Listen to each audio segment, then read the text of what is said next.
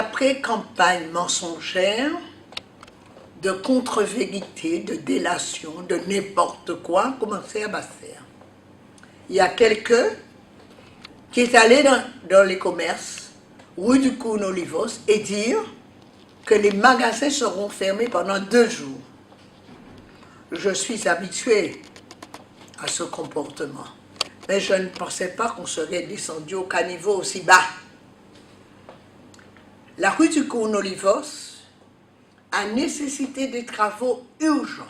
En effet, malgré une circulaire de 2005 des instances européennes, nous avons encore à Basse-Terre de l'eau usée, c'est-à-dire de l'eau des WC, qui se trouve dans la même canalisation que les eaux pluviales. Et lorsqu'il y a forte pluie, il y a les dégâts que nous connaissons. Cette circulaire de 2005 précise bien qu'il faut 3 canalisations, une canalisation d'eau potable, une canalisation d'eau usée, une canalisation d'eau pluviale. Quand nous nous sommes aperçus que à la rue du Courne-Olivos, que ça commençait à avoir des fissures avec des odeurs nauséabondes, nous nous sommes livrés à des études. Et comme la ville de Basse-Terre était en faillite, qu'on me l'a laissé en déficit chronique, au lieu de rester à dormir et à pleurnicher, nous avons commencé à faire les études sur le champ d'Arbeau, etc., etc. Et là, nous avons découvert des odeurs nauséabondes. Comme c'est la compétence de la communauté d'Aglo, nous avons saisi la communauté d'Aglo. Je signale que nous avons déjà fait de gros travaux pour des montants très importants à Saint-Claude, avec des fonds de la communauté, des fonds de l'Europe et 0 centime de la région Guadeloupe. Donc, quand nous nous sommes aperçus que nous aurions à Basse-Terre un geyser d'eau nauséabonde et de matière fécale qui allait exploser dans la ville, nous avons lancé de toute urgence, en accord avec l'État et les instances communautaires, un programme de réhabilitation de la rue du Courne-Olivos. Nous avons pris toutes les précautions nécessaires. D'abord, le dialogue avec les intéressés, c'est-à-dire les commerçants.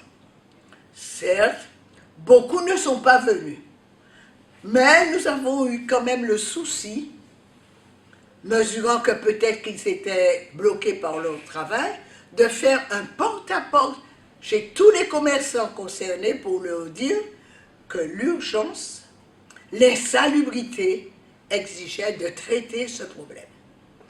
Nous aurions pu le faire avant, mais à juste titre, les commerçants nous ont fait observer que c'était une période de vente très forte parce que c'était la période de la rentrée scolaire. Et nous avons décidé qu'après la rentrée scolaire, pendant cette période d'octobre-novembre, nous allions mettre les bouchées doubles pour réaliser les travaux. Les bouchées doubles nous coûtent parce que nous faisons les entreprises travailler de nuit, ce qui entraîne un surcoût indispensable si nous voulons ne pas fermer les magasins. Ce matin, quelqu'un est passé à dire que les magasins seront fermés. Je veux dire aux commerçants, la ville de Basse-Terre, par ma voix, la communauté de communes, par ma voix, puisque j'en suis la présidente, nous ne faisons pas n'importe quoi. Nous ne sommes pas des fonctionnaires. Nous avons toujours exercé une profession libérale et nous mesurons effectivement que dans un contexte économique difficile, avec des ventes au ralenti, avec des supermarchés qui s'ouvrent dans toutes les communes environnantes, avec des pharmacies qu'on ouvre dans les communes environnantes, avec des magasins, des médecins, des pharmaciens, des dentistes qui s'ouvrent dans les communes environnantes, Basse-Terre est en train de voir se réduire son potentiel économique de développement et que la clientèle réduit. C'est la raison pour laquelle nous avons pris toutes les mesures, je les rassure, les commerces ne seront pas fermés et on parle de rue piétonne, nous n'avons pas encore arrêté de rue piétonne tant que les 620 parkings que nous devons construire ne seront pas terminées. Que la population se rassure, nous avons l'expérience, la sagesse de l'âge, mais nous avons aussi la volonté, la détermination et le courage de défendre Basse-Terre contre des gens qui n'aspirent qu'à une chose, le pouvoir pour le pouvoir. Nous ne sommes pas à la recherche du pouvoir. Tous les postes politiques, nous les avons assumés avec fierté. Aujourd'hui, nous avons commencé la politique de sauvegarde de la ville de Basse-Terre. Nous avons décidé que Basse-Terre sera le chef-lieu de la Guadeloupe et nous donnerons à cette ville les moyens de relever le défi de la modernité tout en préservant nos traditions ancestrales.